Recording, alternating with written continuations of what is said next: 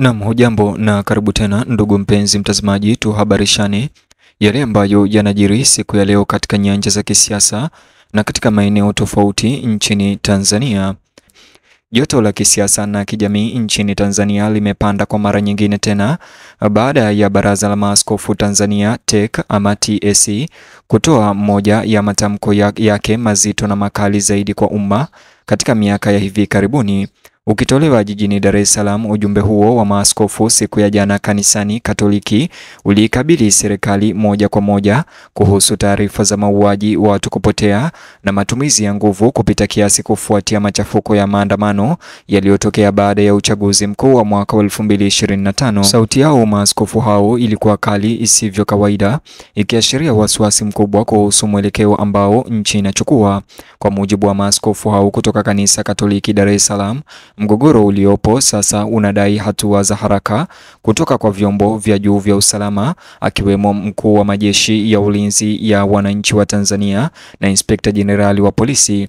Katika taarifa hiyo, maaskofu hao wa kanisa Katoliki Dar es Salaam walidai kuwa waliopewa dhamana ya kulinda raia au wa Tanzania wameshindwa kutekeleza wajibu wao, hivyo basi wajiuzulu.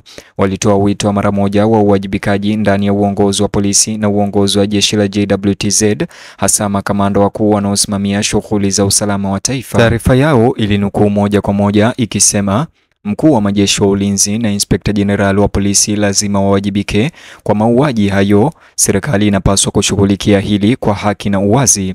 Hitaji hili lilizua mjadala mkali wa kitaifa mara moja, huku wengi wakiuelezea kama mojawapo ya hatua za kijasiri zaidi ambazo taasisi ya kidini imewahi kufanya.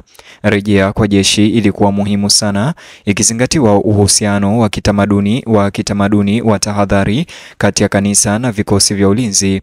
Maaskofu hao walidai kuwa jeshi la ulinzi la wananchi wa Tanzania haliwezi kuachwa katika uchunguzi, hasa pale ambapo madai ya uratibu wa operesheni wakati wa machafuko ya baada ya uchaguzi yameibuka. Maaskofu hao walisema wamepokea ripoti nyingi zilizothibitishwa kutoka kwa dayosisi kote nchini zinazoonyesha ukiukwaji mkubwa wa haki za binadamu. Hizi ni pamoja na utumiaji wa risasi za moto wakati wa kuwatawanya umati katika maandamano, kutoweka kwa raia waliokuwa wakiandamana, kukamatwa kiholela kwa waandamanaji wakati wa maandamano na kunyimwa huduma za matibabu kwa waliojeruhiwa kutokana na maagizo ya usalama. Waliongeza kwamba katika baadhi ya mikoa familia zimeshindwa kupata miili ya wapendwa wao waliofariki, hali ambayo waliitaja kuwa dharura inayoongezeka ya kibinadamu na kiadili. Maaskofu hao kutoka kanisa Katoliki TSC huko Dar es Salaam walisisitiza kwamba ushiriki wa polisi na kamanda mkuu wa jeshi katika operesheni hizi lazima uchunguzwe kikamilifu ili kurejesha imani ya umma. Walilikumbusha taifa kuwa jukumu la msingi la vyombo vya usalama, iwe polisi au vitengo vya jeshi la JWTZ vinavyosaidia operesheni za ndani, ni kulinda raia bila ubaguzi. Walisisitiza kuwa kupuuza au kukanusha vifo vinavyoripotiwa na kutoweka huzaa tu hofu, na hofu inapowekwa kawaida, demokrasia inamomonyoka. Maaskofu hao walisisitiza kuwa uwajibikaji miongoni mwa viongozi wa usalama si mbinu ya kisiasa, bali ni hatua ya lazima katika kurejesha uhusiano kati ya raia na serikali yake. Wasiwasi wao ulienea katika nyanja ya kijeshi pia, wakionyesha kwamba hata kama jeshi lilishiriki kwa njia isiyo ya moja kwa moja katika operesheni za baada ya uchaguzi, mkuu wa majeshi bado lazima aonyeshe uongozi kwa uwazi. Maaskofu hao kutoka Dar es Salaam zaidi waliitaka serikali kufichua hadharani idadi sahihi ya waliouawa wakati wa maandamano ya baada ya uchaguzi, kupotea au kuzuiliwa kuhusiana na machafuko hayo. Walibishana kwamba simulizi lolote la amani haliwezi kutenganishwa na ukweli na kwamba taifa linaloficha majeraha yake haliwezi kuwaponya. Walitaka uchunguzi wa kujitegemea mmoja unaohusisha wataalamu wa ndani na wa kimataifa ili kuhakikisha nyaraka zisizo wazi za matukio na hatua za kisheria inapohitajika. Msisitizo wao wa kujumuisha ushiriki wa kimataifa ulionyesha wasiwasi mkubwa kwamba taasisi za ndani zinaweza kutatizika na mitazamo ya upendeleo. Pia waliitaka serikali kuhakikisha familia zote zinapokea miili ya wapendwa wao bila kuchelewa au usiri. Maaskofu hao waliripoti kwamba familia nyingi zilikuwa zimetumia siku nyingi kuhamahama kati ya hospitali, vituo vya polisi na makaburi ya umma kutafuta jamaa wao waliopotea wakati wa maandamano. Walisema kutokuwa na uhakika huo kunakiuka utu wa binadamu na kudhoofisha maadili ambayo Watanzania wamekuwa wakiyathamini kwa muda mrefu.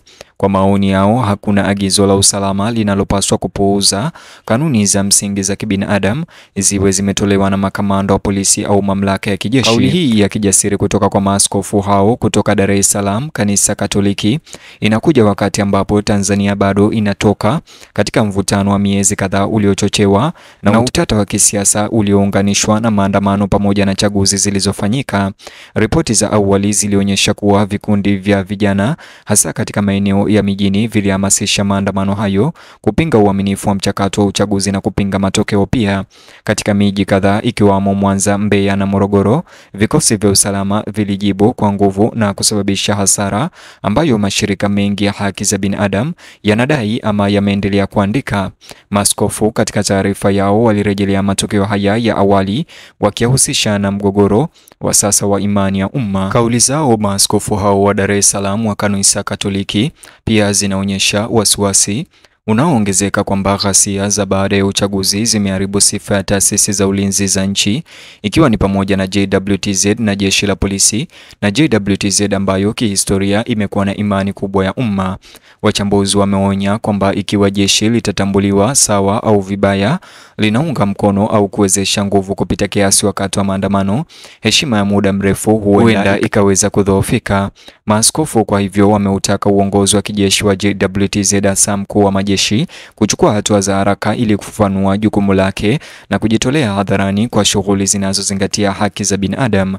Wakati huo huo, wachambuzi wa masuala ya kisiasa wanasema uingiliaji kati wa maaskofu unaweza kuashiria mabadiliko katika mzozo wa kitaifa unaoendelea.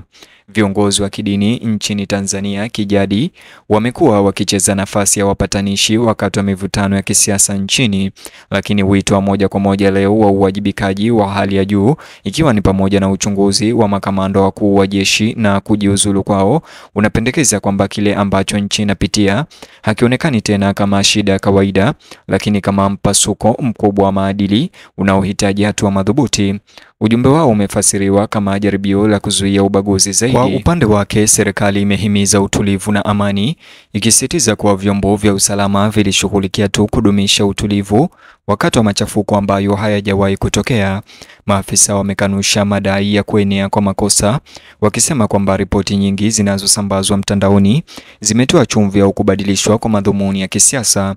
Bado serikali imeonyesha utayari wa kukagua baadhi ya vipengele vya shughuli za baada ya uchaguzi, ingawa imesimama kwa muda wa kuidhinisha uchunguzi huru wa kimataifa.